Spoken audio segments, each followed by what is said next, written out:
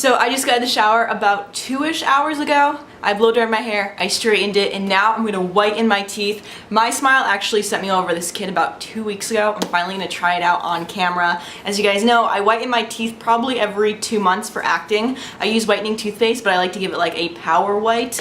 And so every other month I'll do a quick whitening and all that.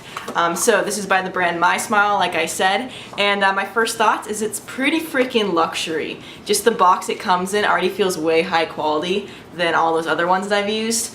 So the first thing you see when you open it up, it has like a cool little convertible display. These are our teeth whitening gels. There are 3 of them, and then we have our light here, which helps activate the gel. As you can see, we got that LED purple. These are little tips for the gel, and then finally we got our mold. And what's cool about this is it's double-sided. Usually when I've used molds before, you have an upper one and a lower one, and you have to, you know, boil them in water and mold them for each set of teeth, or for top and bottom I should say. This one is combined, which is really cool. You actually attach the LED light to it, which is really cool. There's a little insert for it.